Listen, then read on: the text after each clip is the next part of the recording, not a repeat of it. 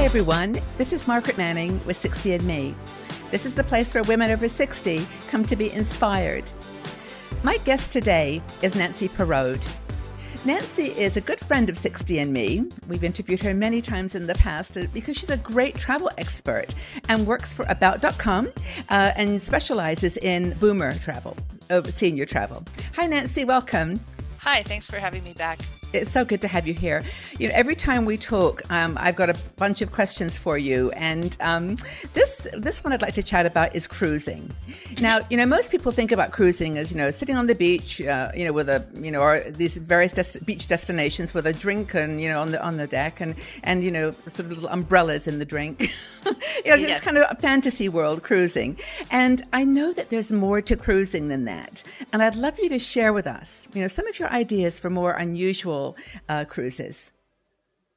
Well, I think one of the things that has been great about the cruise industry's expansion into markets beyond the beach resorts is that you get a chance to see so many natural wonders and get exposed to so many cultures that you would never get to see otherwise, and in a really convenient way. So many people talk about cruising as you only have to unpack one time and everything is pretty much included in the price. So there are a lot of conveniences, and so it's a very stress-free way to travel. I certainly enjoy it myself. Yeah, me but too. There are a lot of destinations you can go to that are very unusual from the traditional cruise perspective. For example, there are ways you can travel around Cuba now on a cruise ship. The ships tend to be smaller, but the Cuba travel market is finally opening up to people from the United States. You still have to go through the people-to-people permission process, but you can go on a cruise. For example, you could go on a cruise all the way around the island of Cuba and really see what it's like, not just go to Havana. And I mean, there's nothing wrong with going to Havana. There's much to see and do there, but that will give you a perspective on this island nation that you would not be able to get so quickly by traveling through the interior. And there's time for beaches and relaxing. Yeah, of course. And then you would stop at various points along the island. You're allowed to do that. Yes, you can stop. Usually the itinerary, of course, takes you to Havana, but also to Santiago de Cuba and some other ports. There's one itinerary that also stops in Jamaica for whatever reason. I don't know if that's where they begin. But so you can get a real perspective on all of Cuba, not just the most famous spots. And because you're on a smaller boat, the shore excursions are not so, crowd regimented. I mean, they're more personal and you can get behind the scenes. You can, and especially with visiting Cuba, because the tour industry, at least the part of it that caters to people from the United States, has developed all of these cultural exchange opportunities. And to me, that's the best way to go, because you can, even if you're not from the United States, of course, because you get to meet local people, you might get to tour a school, you might get to see a dance or music performance.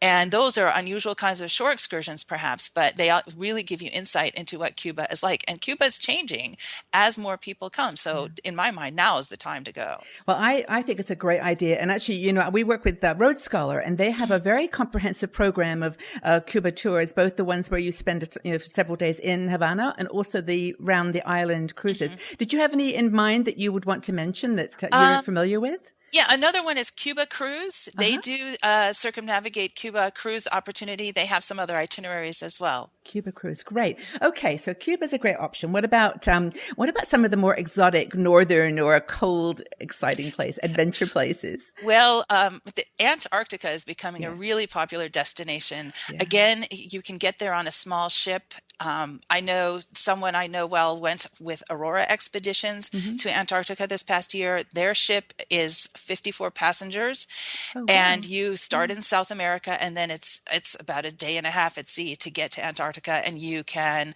of course, explore, and you can go on Zodiac boat trips. They do photography workshops, and of course, the wildlife viewing is fantastic. I can imagine. Is it very strenuous? I mean, do you have to be in very good shape for Antarctica, do you think? Well, I think you can be in reasonably okay physical condition. They often will provide you with some of the outer gear you might need to wear because, of course, it's a pristine but freezing landscape. they offer extra shore excursions that involve things like snorkeling that you might need to be in really good physical condition for. But no, I think I would be very comfortable going on an Antarctic small ship cruise, and I am certainly not in great physical shape. It sounds fantastic. So Aurora Expeditions you would recommend, or it's one of many that does Yes. Oh, Antarctic yeah, there are course quite a few. Yeah. cruises. Okay. Yeah. All right. So I'm getting excited. Give me some more ideas. And well, for another circumnavigation opportunity might be to sail around the island of Newfoundland. I've talked about Oh, in Newfoundland with Canada. 60&Me Yeah. before. It's one of my favorite places, especially if you are a geology or a nature buff. Newfoundland has so much that's unique to see and do. There are parts of the island that are geologists go there on purpose to see rock formations you can't see anywhere else Wow. on Earth. There's great whale watching, beautiful wildlife, very different because in the wintertime it's very cold and windy there, and the wind Yeah. changes how plants grow. But also, Newfoundland has an amazing history and a lot of culture. People came there from different parts of Europe to fish for cod, and they stayed. And so they have a really rich musical heritage. If you Mm-hmm. go to St. John's, which is the provincial capital, then you can go to George Street and listen to some of the greatest music you'll ever hear. Yeah. And you can do all of that on a cruise. I love Canada. I don't know whether you know, I lived there as a child. I lived in Northern Ontario. No, I didn't know Yeah, that. and there's something about Canadians too. They're just very independent, strong-minded, but very Hmm. welcoming, kind Oh yeah, people. and in Yeah. Newfoundland, it's like Canadians cubed. They're so nice and very willing to share their opinions. So if you want to get into a fun discussion, that's a place to reach out and say, "Hey, what did you think about that hockey game?" And You they'll get tell the you. answer.